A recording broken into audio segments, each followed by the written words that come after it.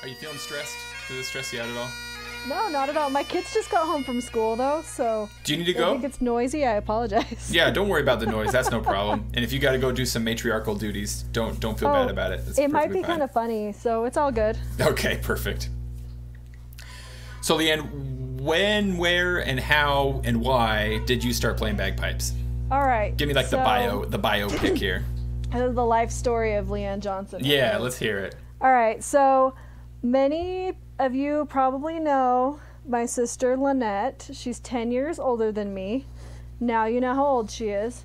So, Yep, she's 30 years old. That's right. Forever 29. So, she played bagpipes in the Payson High School pipe band under Mr. Chatwin. So, like, back when it very first got started, it was probably about the third or fourth or fifth year that he's after he started the band. And to be clear now, was Mr. Chatwin the band instructor who started? Yes, so he was the original person who started everything Scottish in Payson. Mm-hmm. So a name we should Chatwin. all know. Yes. So she was in that band, and I was like a little tiny kid, and I thought it was the coolest thing ever. And I was like, I'm going to play bagpipes when I get to high school. So when I turned 15, I didn't want to take the pipe class because I didn't like, sorry. I didn't like a certain teacher very well. Do you want me to cut that out? It's okay. I don't know. He's not going to hear it, is he? You never know. You can cut out his name. Yeah, because then it could be anybody who taught a chanter class in Payson. Well, so here's the thing, though. Like, he was my math teacher, and he was kind of mean to me. So I was like, I'm not taking bagpipes from him, but he was the one that you asked about bagpipes to. Yeah. I asked him. I ended up actually. He didn't have room to teach me lessons like in his schedule. So I actually took lessons from his wife, Deanne. Mm-hmm. So has she played with the Utah pipe band? Am I remembering right? Yeah. So she was with White Peaks when I learned from her, but then she was actually this is like we're jumping forward years and years and years. When I was in the Utah pipe band, she was actually pipe major. Yeah. I was thinking she was then pipe major also. Okay. So I took from her, and then I tried out for the Payson High School pipe band. And I made it in, and a couple years later, I was the pipe major. So nice. My senior year, I was the pipe major of it, so that was cool. So and where'd you go from there? Oh, where did I go from there? Yeah, okay, let's carry this story forward. Okay, so after high school, I went up to Utah State University. But between high school and college, I played with White Peaks Centennial Pipe Band in Payson. And then up at college, we actually started the Utah State Pipe Band. Me and Lisa Saunders and Camille Hine, and there were a couple of us. Amy Walker might have been up there too. I can't quite remember who all was up there. Now, was the Utah State Pipe Band that you started, is that what became what is now the USU Scotsman? I believe it is, because Gotcha. It was like right after we all left, like whoever, they like all kept going. So like we played in parades, and we did like homecoming. I don't know. We played on the quad and all kinds of fun stuff. Can you hear that piano coming through? Only in the most beautiful and relaxing of ways. Okay. Don't worry about that. That's my 9-year-old practicing his piano. I can close the door if you want to. No, it's fine. It's ambience. Okay. So from Utah State, and so now that when you started that, was that a university specific pipe band, or were you letting people from the community also join? That was just a club, but we were all college students at the university. Gotcha. So we didn't really, I don't know if we were in the process of getting a sponsor from the school. I don't quite remember I wasn't involved in that part. And then I had just gotten married and stuff. So,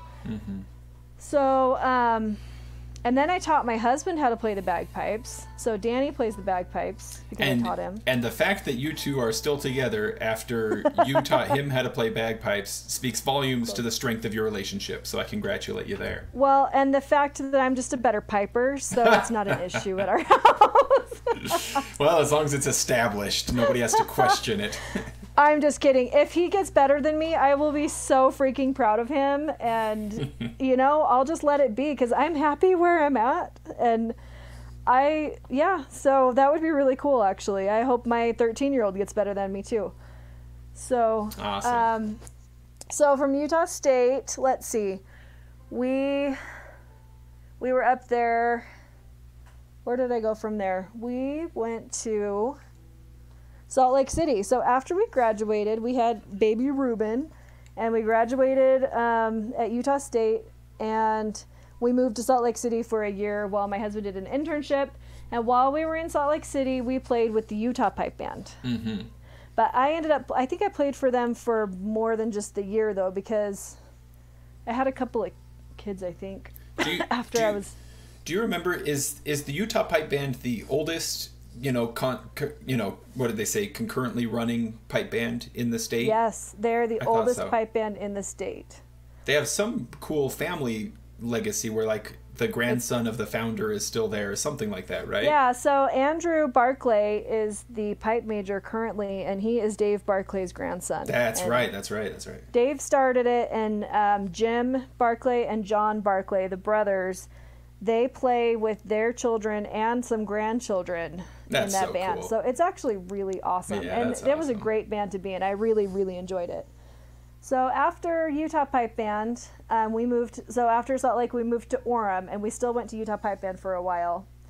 And then bit of a drive, though, right? Do they practice right in Salt Lake City, or are they? That was hard. No, they're up. They're at Memorial States. Actually, they're just in Sandy, so it wasn't so bad because we lived in Orem. So that's why we were still in their band. So we played with them. I probably played for them for 3.5 years, I think. Mm-hmm. And then let's see, where did we go from there? So from Orem, no, we lived in Orem for 4 years. So I played with them just about the whole time we lived in Orem and Salt Lake. And then we moved down to Payson for a year because we lived in my parents' house while they were in Maine for a year. Cool. And so when we were in Payson, we weren't in a band. We tried really hard to join White Peaks, but we actually went to go get uniforms out of the closet, and I threw up in my mouth a little bit. Just thinking of wearing those cross ties again. I was like, no, I can't do it. I cannot wear this uniform again. It was the cross ties that did it. It was the cross ties. It was. So we didn't do band for a little while. And then we joined the Thomas Cordner Memorial Pipe Band. Back then, they were still called the Timpanogos Pipe Band. Right. I tried to talk them out of the super long name, but Joe wouldn't listen. So I played with them. I've played with them off and on over 10 years with Thomas Cordner. Really? So, give me just 1 sec. Yeah. Hey, no, what's up, babe? Oh. I think my daughter was just coming to say something to me, but they turned around, so. Oh, that's cool. Sorry about that. So you played off and on for like 10 years with Thomas Cordner? Yeah, I've played with them for a really long time. Awesome. And this, for anybody who might not know as they listen to this is the band that's run by Joe, is it Perry or Peary? Uh-huh. Joe Perry, who's also Karate Joe, with the dojo that's in Orem. Yeah, he's on Facebook or whatever. He's called Karate Orem or something. Yeah, something like that. Yeah, so Joe Perry. So I've played with him off and on for 10 years, and then and he's also got that Irish band whose name I can't pronounce, but Roguery Dub. They play some great music. They are really fun, and they're a really fun bagpipe group too. Mm-hmm. Yeah, absolutely. I know a few people who play there. They're great people. Yeah, they're fantastic. I actually really enjoy their band, and I'd probably still be playing with them, maybe, except it wasn't like the best atmosphere for an up-and-coming drummer, so it's kind of Ruben's fault that we quit. Yeah, blame it on your kids. That's cool. Yeah, and it was kind of hard for Danny too, so he's still kind of considered a newish piper, even though he's been playing for probably like 14-ish years or more, because he works full-time, so right, yeah. It's always been kind of like a back burner thing, so just now he's starting to get back into it really big. So it was a hard band because it was like, learn these 40 tunes and we're going to throw any one of them out at you at any given time. But because I had been playing with them for so long, I already knew most of them. Yeah. Whenever I'd go back or whatever. I had breaks between like having kids and stuff, so. But then you'd only have to catch up on a few tunes that you might have missed. And... Yeah, so it wasn't really a big deal to catch up on a couple of tunes. And I learned them really quite fast, so it wasn't a big deal for me. So, but for him, it was a hard band, kind of frustrating. And his bagpipes were really hard, and like just, it was hard for him. And then for Ruben, he was like between the ages of 10 and 12 when he was trying to start kind of learning drums for real. And there wasn't really anyone to teach him in that band. So then he found Zach Lees, and he started taking lessons from Zach. And so once we had like 2 pipe bands, I was like, I'm done with mine. So I just started kind of coming to Garden Valley with him just for fun. And I had to drive him anyway, so why not? So I quit Joe's band and started coming to Garden Valley a little bit with Ruben so that he could fix or finish or whatever, keep going, continue with his drumming career. So yeah, cool. So that's, and now I help with the Payson High School pipe band. Which, did your sister not run that band for a while? She did. She ran it when like Sean and Swan, they were her students in junior high, and then in high school she was in charge of the band. So she actually took over the band from Carrie Welton it was like the summer after I graduated. So I actually played in the band. I finished being pipe major, like I finished out that summer after I graduated, and Lynette was already in charge of the band by that point. So that was kind of fun. Now, I hadn't realized, so Carrie was running the band, and then Lynette ran the band. Yeah. And then Carrie ran it again. Yeah. Yeah. So, because I started playing like the year Lynette stepped away and Carrie took over again. That's the year I entered the pipe band. Yeah, because Lynette had moved to Tennessee, I think. Right. I think that was the exact year, or maybe it was the year after that I started playing with the Payson High School pipe band. Yeah. So I was there with Swan and Sean and all those people, but just, offset a little bit. Yeah, yeah. So that's when, because they moved out of state, and so she's like, well, guess I'm done with that. So that was. And doesn't Carrie play with the Utah Pipe Band, or hasn't she in the past? She has in the past. Yeah. At least when I was in high school, she played with Utah Pipe Band. Yeah, that's what I was thinking. Cool. Off and on, I guess. She probably still has a kilt. Who knows? It's fun to see the web that gets woven between bands and between people and stuff. Oh, for sure. And I've been in like 6 bands. So, right. That's why I'm thinking about it. Yeah, I think you've hit just about every band so far, haven't you? Wasatch District is next. I don't want to play with them. You know what, Leanne? I'm going to have to bleep out so many things in this interview. I love Swan and Lexi, so I could almost make it okay, but I just don't know. I don't know. I can't do it.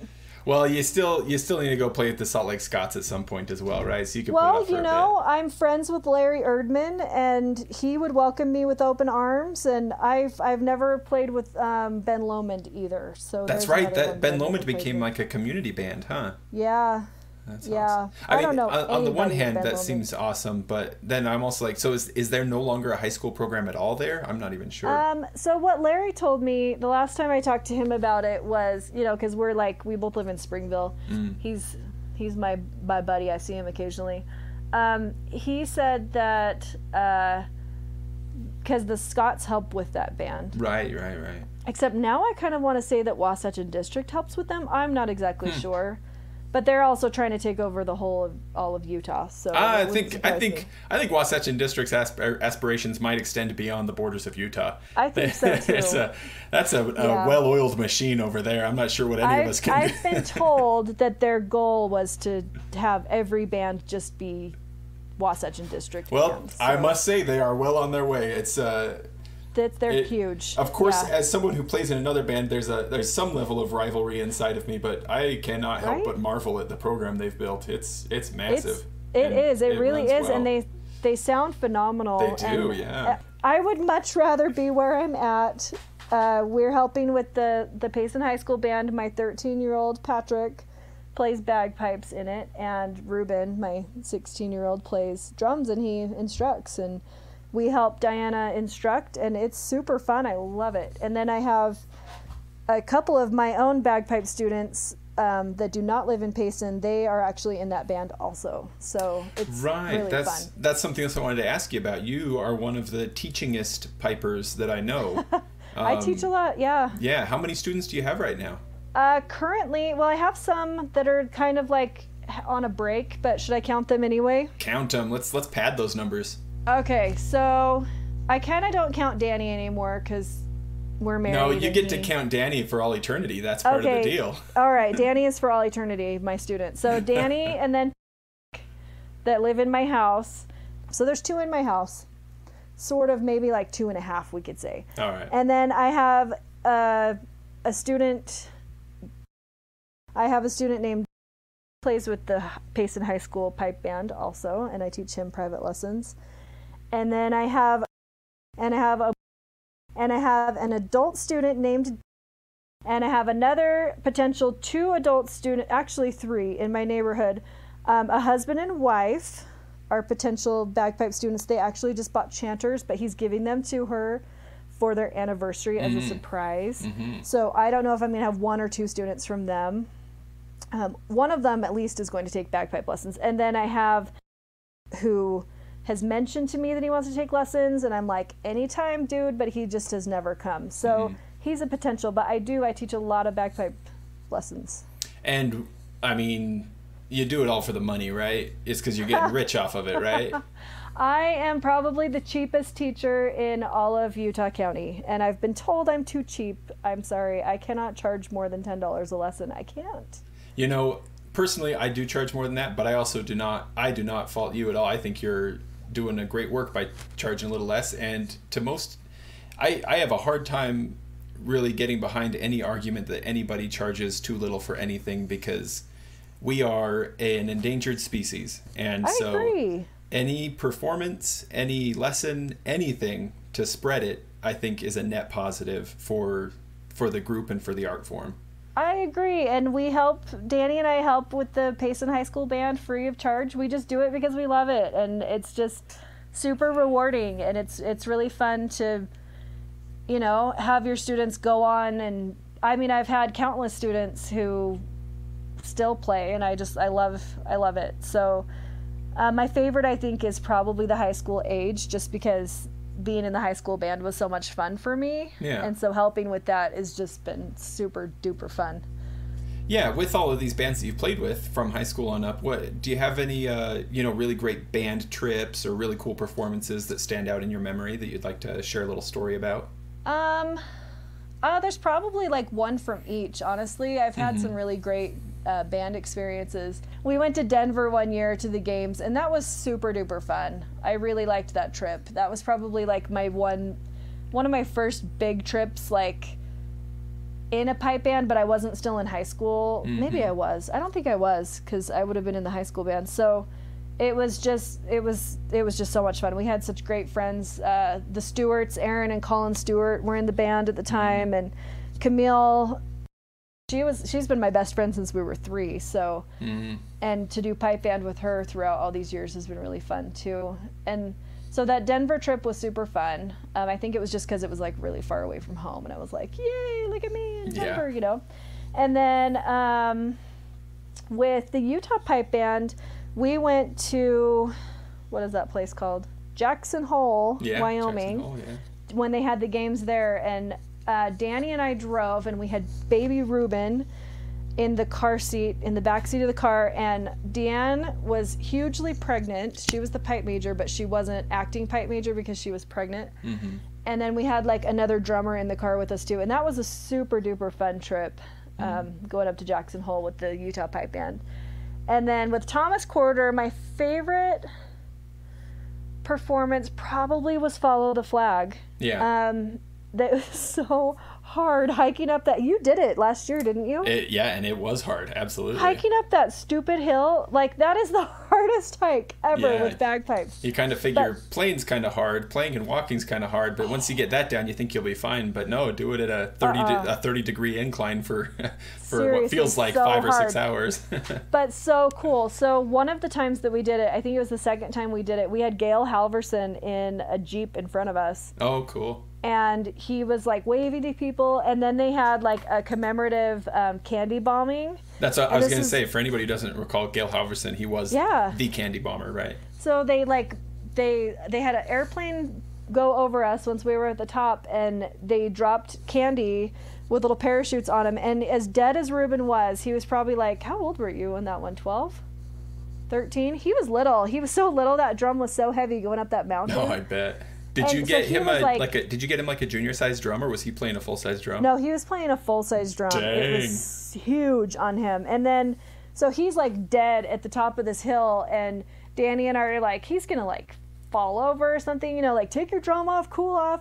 And then that candy bomber came over, and Ruben, all of a sudden, he like runs off into the mountains, into the hills and the trees, and he's gone for a little while. He totally came back with a candy bar. It was kind of awesome. Awesome. But that was a really fun gig. And then I'm trying to think of any other pipe bands. We did the homecoming parade. We were the first pipe band ever in the Utah State University homecoming parade, one of them. That's cool. So that was cool. And then with the Payson High School, I'm trying to think of, well, last year, Diana and us, we took them to Moab, and only a few of the students came, but that was really fun to see their excitement for a Scottish festival, because the few kids that came with us had never even been to a Scottish festival. Oh, really? That was their first So that was time. really fun. That's awesome. So that's really fun. And then when I was in high school, I can't even think, like, I loved the parade in Richfield, because you like passed the parade going back down the road. Did you ever do that one? Richfield. It's like 5 blocks long or something. So, and it's in the middle of nowhere. So yeah, that does sound familiar, but I might have... You're marching down this like triple-sized main street. Mm-hmm. I mean, it's massive. It was huge. At least in my brain, it was huge. And then you turn around and march back. And you turn around and march back while the parade is still going. So like you pass... It was hilarious, and I just thought it was so funny. I don't know if I remember doing that or if I've just heard other people talk about it. Weirdest parade ever. The other weird one was we did, what is that? Oh, Swiss Days up in Heber? Up in Heber, yeah. Yeah, we did the Swiss Days parade. That one was fun. Yeah, you gotta go play some of them Swiss bagpipe tunes. Yeah, so like this is big for me to be like, these parades were awesome, because I hate parades. Yeah. I mean, I hate being in them. The 4th of July one's the worst. But you want to hear a confession? I'll tell you right now, I love the 4th of July parade. I could see that. I don't say it too out loud too often, you know, but I look forward to that one, even though it beats me up every year. I think it's a lot of fun. Well, the crowds are amazing. That's the thing. I think it's just because it's so hot. Yeah, it is hot. So there's a lot we of horse did it poop one too. year. Yeah. I don't know why they have to have so many horses in that parade. No. Well, we did it one year with Thomas Cordner, and we were number 1 behind the flag. Oh, yeah. That was the best 4th of July parade it. I've ever done, ever. Not a puddle of horse pee in sight. Nope, we were done by like 10 o'clock. It was fantastic. Oh, yeah, before the heat hits and everything.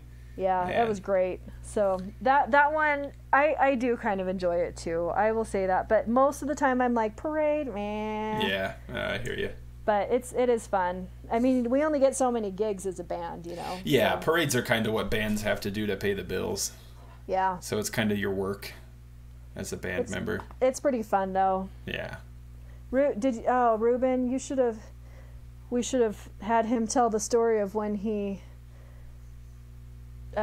tripped in a parade. That was fun. Let's have him tell it. Is he still around? Do you want to come tell about when you tripped in the parade? I'll tell it. He doesn't want to talk anymore. Tell me that story. Leanne, I'm already going to have to cut so many things from your interview. So I know, I talk too much. I'm sorry. Fill it up a little bit with a story that isn't going to incriminate you in any way. No, Ruben, he was just little. He was like 12 or something. It was his first parade ever, and it was the one up in Salt Lake.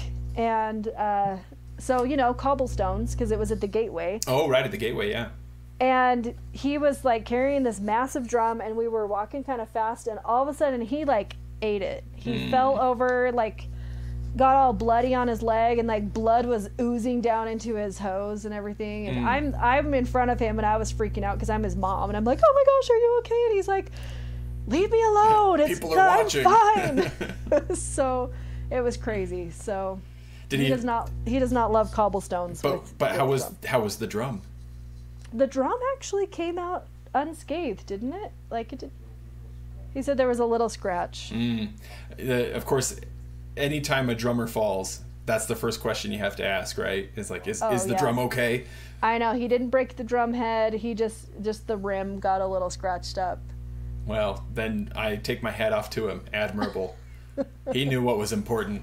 I felt so bad though, because we kind of forced him to do that parade, his first parade. We're like, come on. It's not a bad first parade. At least it's not very long. Well, that's what we were thinking until the cobblestones. Yeah, then you forget about those tripping hazards. Yeah. So, Leanne, who do you think is your biggest fan when it comes to bagpiping? My biggest fan, or I'm a biggest fan of someone else? No, who is your biggest fan? Oh, I would have to say it's my mom. She freaks out every single time. Oh, every good. Time. That's sweet of her. She's like, your ancestors are so proud of you. Your family is looking down, smiling from heaven. Oh. Now I'll flip it though. Who's some of your favorite pipers or bagpipe bands to listen to? You know what? I have to say that some of my favorite bagpipers are here in Utah. I really admire Jim Barclay. He's one of my favorite people to talk bagpipes with. He's just such a down-to-earth guy, and he's carrying on his family's legacy, and I really admire that. Yeah, that is really cool. And John as well, his brother. I think John's older. Yeah. Those two have been just really awesome. And then I really admire Larry Erdman as well. I do too. If I knew the Barclays, kind of like I'd probably the hipster agree. piper. Yeah, he is so cool. He's just such a sweet guy, and he's always been very encouraging to me too, you know? Yeah, he's always so nice. Nice absolutely. And so, like, one day, it was at some Scottish festival, I can't remember which one, but I was getting ready to not solo, but I was playing for Ruben, which is sort of terrifying, playing for drummers. I think it's even harder, honestly. Well, it kind of is, because you're like, if I screw up, I'm messing up their whole chance at anything, you know? And everyone's always told me, like, oh, it's so easy to play with the drummers. You just show up. And I'm like, but... Yeah, no, the stakes are higher. It's not that easy. So I've actually been playing with Ruben for how many years? 3 or 4 years I've been his piper. And then I piped for Sandy, who was in the band too for a year. And I even played for Lexi once, which was cool, but that was just drop of the hat kind of a thing. It was terrifying. But Larry was always, he's just like, I would play and I could see him listening to me, and I'm like, I know you're not listening to Ruben drumming. You're analyzing my bagpipe.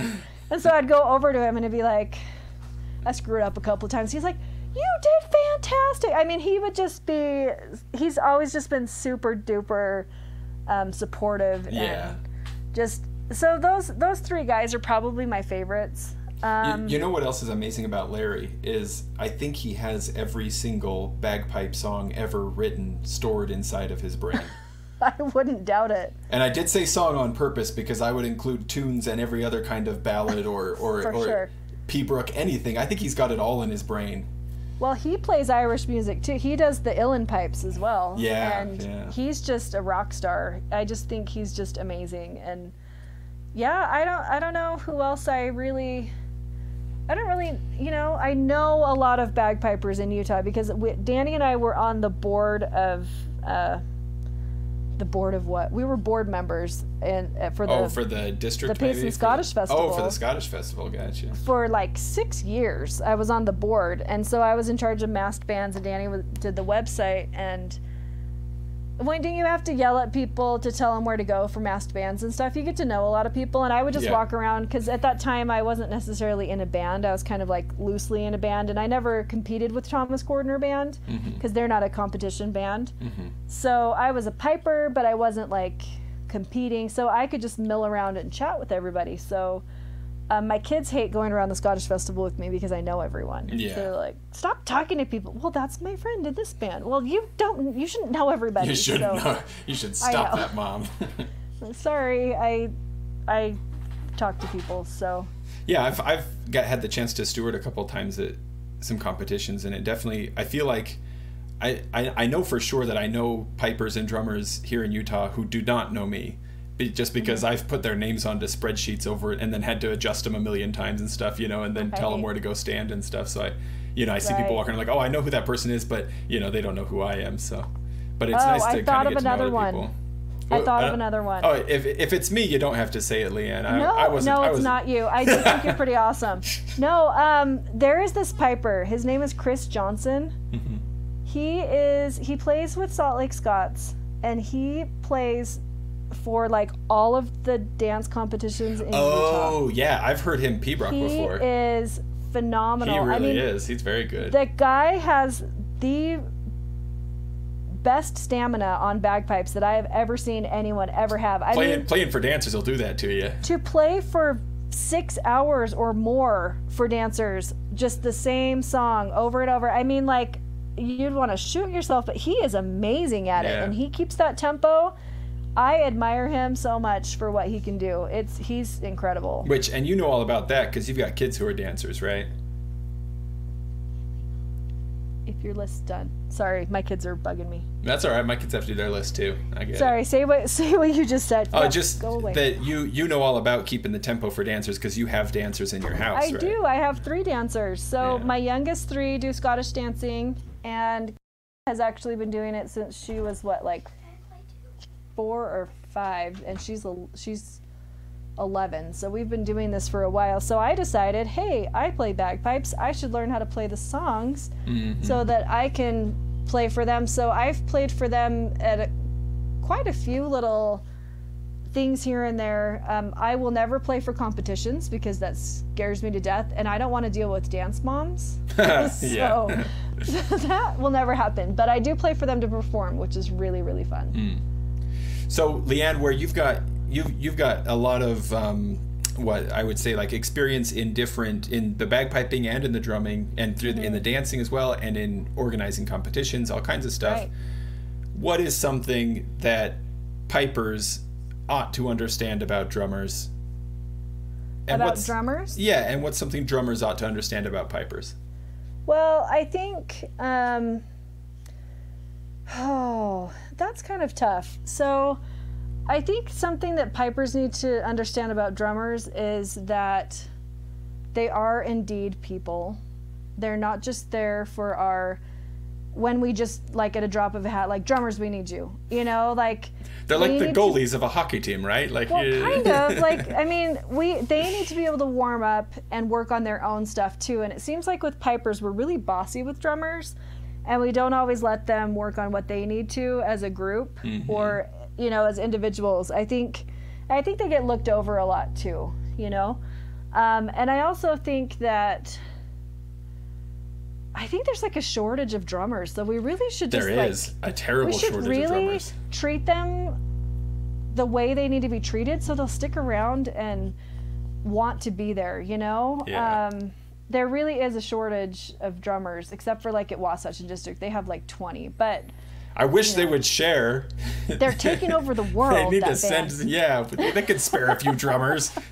I know. So, I mean, I think we just need to treat them a little bit better, and I think that would help a lot, because I've been in quite a lot of bands, and in almost every band, the drums are the afterthought, and I don't think they should be the afterthought. And then I think something that drummers could learn from pipers. Maybe they need to smile more, How dare you? Well, we'll be having like a grand time and the drummers are just kind of standing there all grumpy, and it's like, and this isn't just I'm not just talking like the high school band, because they're kind of serious for high school kids. I think it's Ruben. I think he scares them. He stuck his tongue out at me. No, but I think I don't know. They need to lighten up a little bit. Y'all drummers need to have more fun. They get kind of annoyed with us, where they're like, "You're tuning for 18 hours," and we're like, "We don't want to sound like crap." So, I think they maybe need to understand that our instrument is quite a bit more complex than theirs, and they can suck it up a little bit too. So it goes both ways. So Leanne, what about for competitors and games organizers? having been on both ends of that, do you feel like there's any breakdown in communication between the people who are competing and the people who set it all up and make it run? Oh man, you know, it's really hard to put together a Scottish festival. Being on that board, there were so many things that we didn't even know, like what we have to worry about trash, you know, or toilet paper. We had no idea. And, you know, you just never know what's going on behind the scenes. I mean, some of these people are so incredibly stressed out and you have no idea. And, you know, just treat people nice when you're at the games. Even if they look a little ornery, they probably have had some really crappy things said to them already that day, you know? Yeah. And I forgot, did I answer your question? No, yeah, I think you nailed it. I mean, you know, we might have a bit of two like worlds colliding when you have a piper or a drummer who's all stressed out about the competition piece they've been working on for a year.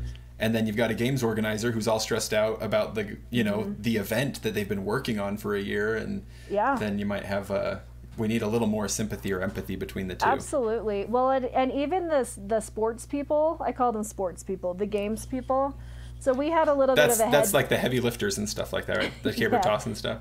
Yeah, like the organizers, though. I got you. The organizers. So they're very sporty people, and they kind of act like sporty people, especially even on the board of directors, you know, where they're kind of like, well, we're just coming in and doing our thing and leave us alone, you know. And we had some head-butting moments with some of them, but then when it comes down to it, they're just as stressed out as we all are. So yeah. Even if they look like they could beat you up, you still have to be nice to them. They always look like they could beat me up. I've never seen a single person there who I wouldn't be terrified of. I think just everybody's really stressed out, and so anyone who's running it or who's in it, everyone just kind of needs to just be nice, you know. Sound advice. Yeah. So, Leanne, is there any TV show that you're binging right now that you would recommend to the listening public? I haven't watched TV in how many years? That's great. I have 5 kids. Good for you. I have 5 kids. Yeah, 5 kids. Do you recommend it?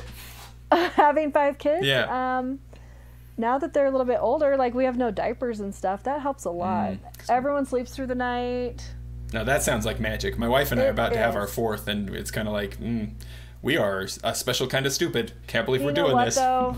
No, my 4th and 5th babies were the best. They were just little angels, and they're the cutest little boys. They're not angels anymore, but they were. If my 4th is not, I'm sending him to you. That's fine. I'll take him. Does it'll be a boy this time. Does pineapple belong on pizza, Leanne? Yes, it does. Especially if it's fresh pineapple. Nice. Coke or Pepsi? Or Mountain Dew? If I had to choose, I would say Dr. Pepper, but I'm really not a soda drinker. Nice. Yeah. A paradigm of health. No. I've had 5 kids, remember? I stress eat. What's your current instrument setup? My current instrument setup. So, yeah, like what kind of pipes, what kind of reeds do you like, that kind of stuff? Well, I might get made fun of for this because I'm still playing on the set of booths that I bought when I was in high school. Leanne, you and me, I'm exactly the same way. It's not broke, don't fix it. Booths are excellent bagpipes. They are excellent. So pretty. Like they just keep on going and. Well, mine aren't pretty, but they sound nice. No, that's what I mean. They sound pretty. I have a couple of chips in the imitation. Marble or whatever it's called. Yeah. You know, but the ivory, imitation ivory, that's what it's not marble. Scratch that last part. No, there are still a few little chips here and there from high school because I was really stupid with my bagpipes when I was younger. Yeah, me too. But you know what? You can't get a better sound quality.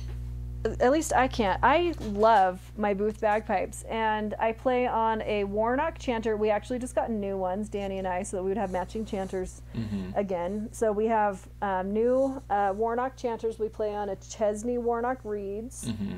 I like them because they're just really easy to set up. And I'm trying to think of what kind of drone reeds I have. I don't love my bass drone, but I can't even think of what I'm playing on. Honestly, I actually have to ask Mike Swan every time I think about my drone reeds because I can't remember what kind. I'm like, are they Selbys? Are they Cannings? What are they that's again? what I'm on. I'm on Selby. No, I'm on Cannings. You're on Cannings? So here's the funny thing, though, because I was playing on my Shepherds, the red ones. Yeah, yeah. I was playing on red Shepherds for over 20 years. And they just died like 2 years ago. So I just switched to new reeds, and I'm like, how do I set up reeds? Yeah. So, because I've never had to. I mean, except for my students, I've helped help them their get pipes and started. stuff. But my own, I was like, this sucks. Hey, if we're getting into product endorsements, you want to hear something, you want to hear a good story. I've got a Ganaway hide bag that I got used 15 years ago. I don't actually know how old it is, but it's been with me for 15 years, and I definitely am playing on it a lot, and it's still great. That's awesome. Yeah, I've got like a hybrid something that I'm playing on. Mm-hmm. I don't know, it's got a zipper in the wrong place, so I have to like have a rag in there to make it so my arm doesn't go dead. I just need a new bag. Talk to Mike about synthetic. it. Swan's been working on all kinds of cool bag stuff lately. He made his own. Oh, I'm not going there. Nope. But I like the bag that I'm playing on because it's synthetic, so I don't have to season it. I was like, so my husband plays on a leather one, and he really, really likes it. And I agree. They help so much with like your everything. Yeah, I feel like I can play more steady on a leather bag. Personally. But you also get used to what you're used to, so that's part of it. I played on a leather bag for like 20 years, and I finally got a synthetic bag, and I was like, I may never go back. Yeah. I don't have to season it. Yeah. To each, different cup of tea for each one of us, huh? The new ones are pretty cool though, because even the leather ones have zippers, and that right there is a game changer. Nice. When you lose your reed inside your bag, you zip it open. It's fantastic. So. Never had that in high school, and losing your reed inside a high school bagpipe bag was scary. Oh, for sure. I've got some of those. They were called tone enhancers. They supposedly would enhance your tone. That was a lie, as far as I can tell. An absolute lie. They do nothing to the airflow or the sound or anything, but they do catch your reed. So that's why I still have them. That's the one thing. That is true. Are they the Don Smith variety? Probably, because I bought my pipes from him. So are they white? Likely. Yeah, they're white. With little holes? Yep. Yeah, so I actually lose my reeds now because I took those out finally. But yeah. Well, Leanne, to wrap it up, do you have any pre-performance ritual, any sort of, or even just advice for people before they go out on a competition field or before they go out onto a stage? If they're feeling nervous, what should they do? I like to have my music with me before I go play things, because sometimes on the spot, I will just absolutely forget what the tune even sounds like. So, like if I'm going to go play for my drummer, I take my music with me. I don't necessarily use it unless I really don't know the song, but I take it with me so that I can look at the first few lines and get that tune into my head. Yeah. The other thing would be just breathe, You've been practicing, you've been working hard on it, it's there. You just need to breathe and let it come out. Beautiful. Well, thanks, Leanne.